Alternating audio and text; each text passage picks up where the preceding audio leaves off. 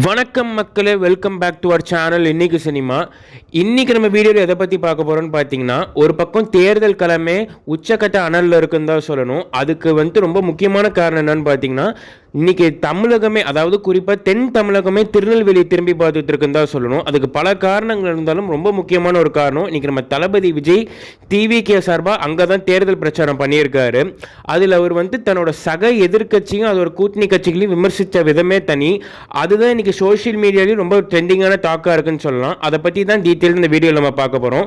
Video skip பண்ணாமல் ஃபுல்லாக பாருங்கள். அதுக்கு முன்னாடி நம்மளோட சேனலை சப்ஸ்கிரைப் பண்ணி வச்சுக்கோங்க. வீடியோ பிடிச்சிருந்தா லைக் அண்ட் ஷேர் பண்ணுங்கள். வாங்க வீடியோக்குள்ளே போகலாம்.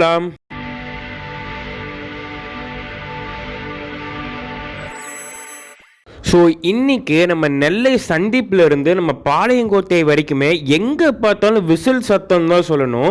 குறிப்பாக காலையிலேருந்து ஆயிரக்கணக்கான இளைஞர்கள் திறந்து வந்துட்டாங்கன்னு தான் சொல்லணும். அதோட விஜய் சார் மேடைக்கு வந்தப்போ அந்த ஆரவாரம் இருக்கே, அது ஒரு நடிகருக்கு வந்த ஆரவாரம் மாதிரியே இல்லை. அது ஒரு குறிப்பாக ஒரு வருங்கால முதல்வருக்கு வர ஆரவாரம் மாதிரி இருக்குன்னு தான் பலரும் சோஷியல் மீடியாவில் சொல்லிட்டு வராங்க. இதை பற்றி உங்கள் கருத்து என்னங்கிறது கீழே கமெண்ட் பண்ணுங்கள். அதுவும் அவர் பேச ஆரம்பித்த அந்த முதல் அடியே திமுக கூட்டணியை தகர்த்து எறிகிற மாதிரி தான் இருந்துச்சுன்னு சொல்லலாம். அதில் என் நெல்லை தமிழ் மக்களே அப்படின்னு அவர் பேச ஆரம்பித்தப்போ வந்த கைத்தட்டல் அடங்கவே கிட்டத்தட்ட 5 நிமிஷம் ஆயிடுச்சுன்னு தான் அங்கே இருந்தவங்களாம் சொல்கிறாங்க. இதை பற்றி நீங்கள் என்ன நினைக்கிறீங்கிறது நம்ம கமெண்ட் செக்ஷனில் சொல்லிட்டு போங்க. இன்னைக்கு பேச்சோட ஹைலைட்டே அவரோட கூட்டணி பற்றின விமர்சனம் தான் சொல்லணும். விஜய் சார் ரொம்ப ஓப்பனாகவே கேட்டார். அவங்களுக்குள்ளேயே ஒரு முடிவு இல்லை, ஆனால் மக்கள்கிட்ட மட்டும் வாக்கு கேட்குறாங்க. குறிப்பாக திமுக கூட்டணியில் இருக்கிற குழப்பங்களும் பாஜக தலைமையில் இருக்கிற கூட்டணிங்க சிதறி கெடுக்கிறதும் ரொம்ப அழகாக சுட்டி காட்டியிருக்காருன்னு எல்லாரும் சொல்கிறாங்க. அவங்களுக்குள்ள சண்டை போகிறதுக்கே நேரம் பத்தல, இல்லை இவங்க எப்படி மக்களோட பிரச்சனையை யோசிப்பாங்க அப்படின்னு அவர் கேட்டிருக்காரு. மொத்த கூட்டமும் ஆமோதிச்சு கை தட்டுச்சுன்னு சொல்கிறாங்கன்னு அங்கேருந்து சிலர்.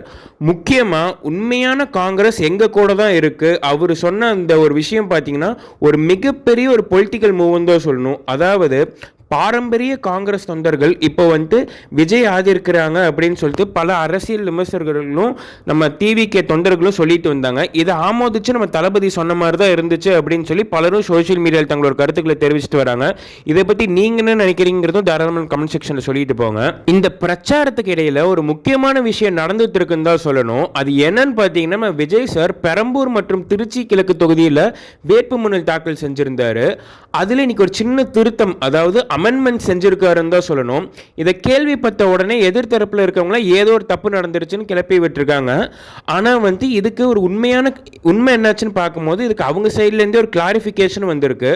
அதாவது சொத்து மதிப்பு மற்றும் சில டெக்னிக்கல் விஷயங்களில் எந்த ஒரு ஓட்டையும், அதாவது எந்த ஒரு தவறும் இருக்கக்கூடாது. தேர்தல் ஆணையம் கேட்கறதுக்கு முன்னாடி நம்மளே அதை சரி செஞ்சிடணும் அப்படின்னும், ஒரு சின்ன மிஸ்டேக் இருந்தால் கூட வேட்புமனுவை தாக்கல் செய்கிற தள்ளுபடி செய்கிற அளவுக்கு ஆளுங்கட்சி போவாங்கன்னு நம்ம விஜய் சாருக்கு தெரிஞ்சிருக்கு. அதனால தான் இதை இப்படி செஞ்சுருக்காரு. அதாவது ஒரு சணல் அளவு கூட ஒரு கேப் வந்துடக்கூடாதுங்கிற அளவுக்கு இவர் கரெக்டாக உண்மையாகவும் கரெக்டாகவும் இருக்காருன்னு சொல்லிட்டு வராங்க. இதை பற்றி நீங்கள் என்ன நினைக்கிறீங்க? இந்த இவ்வளோ பிரச்சனை கொடுக்குறாங்க, இதை பற்றி நீங்கள் என்ன நினைக்கிறீங்க? தாராளமான கமெண்ட் செக்ஷன் சொல்லிட்டு போங்க. ஆக இந்த பிரச்சாரம் மூலியமாக இன்னைக்கு தென் தமிழகமே பார்த்தீங்கன்னா ஒரு அதிர்வலை குண்டா இருக்குன்னு தான் சொல்லணும். ஏன்னா அவர் பல கட்சிகளை ரொம்ப ஓப்பனாக விமர்சிச்சிருக்காரு. இந்த விமர்சனங்களை நீங்கள் எப்படி பார்க்குறீங்க? அவர் விமர்சித்தது கரெக்டாக தப்பா? இதை பற்றி நீங்கள் எந்த கருத்துக்கள் இருந்தாலும் நம்ம கமெண்ட் செக்ஷனில் சொல்லிட்டு போங்க.